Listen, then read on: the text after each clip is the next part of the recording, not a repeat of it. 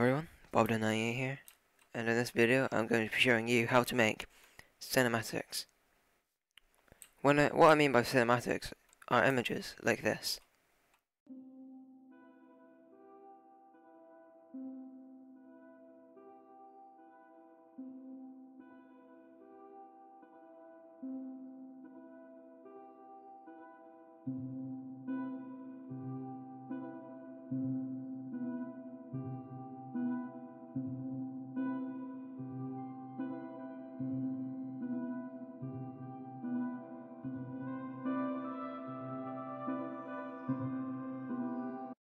Let's get started. To start, I'm going to take you on to my custom world that I made using World Painter. See you there. Now we're on the custom world. There's mountains and jungle biomes and flat water. So we can get some good cinematic shots. Like this one. If you stood here, if you had your shaders on right now, that would be a pretty nice shot. But to make a good shot, you need to have the right time and the right angle. And you don't want any mobs or anything in the way unless they are on purpose. So these zombies here, you wouldn't want those to be in the shot. So you try and move it so they were out. Always turn your overlay off by pressing F1. This gets rid of all your mini maps and your hotbar and anything else that you have.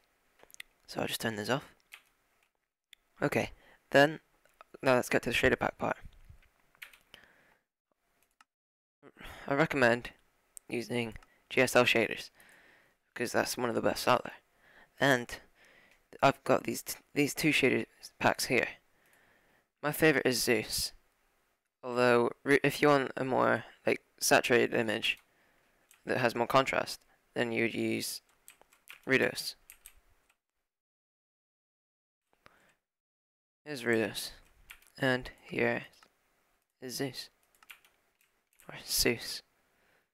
SEUS is darker, but if you get the right time, let's try and get a right time here. Time, set, 1000. So there we go, it's a good time. If you get the right time, you get shadows. If you look at that looks really good. Then if you change it to the Rudoplays, gives it more saturation and the trees look more vibrant. Or contrast and vibrance. So those are the two shader packs I recommend. Now if we go over to the settings, I don't have Optifine installed, but I feel that Optifine decreases my availability. Well, not availability, but ease of use on Minecraft settings, because of all those settings you can change. Here, always set your graphics to fancy, because then you can see through the trees. And the trees wave if you set them on fancy as well. Smooth lighting on maximum, because if you don't, the lighting looks blocky. It doesn't give you as good of a shot. Brightness, that's dependent on how you want your image to look like. Doesn't really change much with shaders though. Particles, if you have anything in your image that has particles, obviously keep them on all. But if you don't want particles, or you have some kind of potion effect, then you want them to minimal. Put your render distance on far, so you can see all the way out there. Performance doesn't really matter unless you're doing a cinematic and not a screenshot.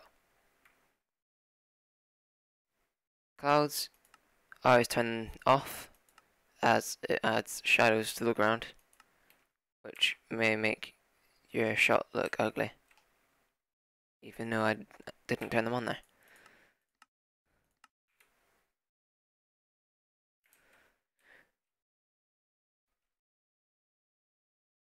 Okay, well, can't see the clouds in this one.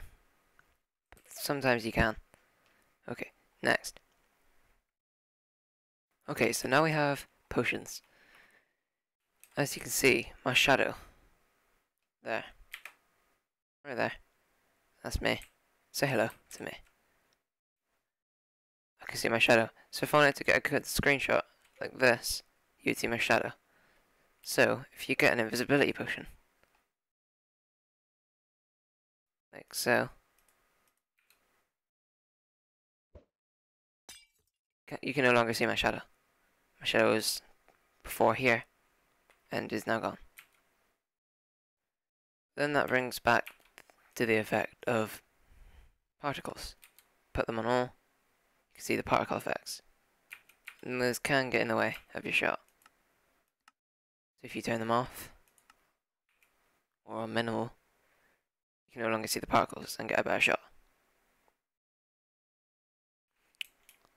Now, for your water, Rudoplays shader pack isn't really good for water, as it loads them in. It loads each chunk with a different water flow, so you can see these streaks across. That's why I use SEUS if I have water in the shot, as it makes it look a lot better.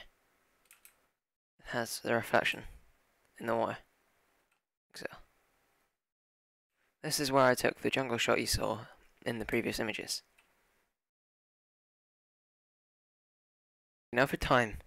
Like I said, time is crucial in taking screenshots. Because as you can see right here, this house looks really good with the shadows coming off of it. But if I set the time to say 1000, it doesn't look as good because the sun is shining on it from this side. And it makes it too bright. And 10,000, it looks bad, but it's also not very good because it's too bright on one side because of the position of the sun.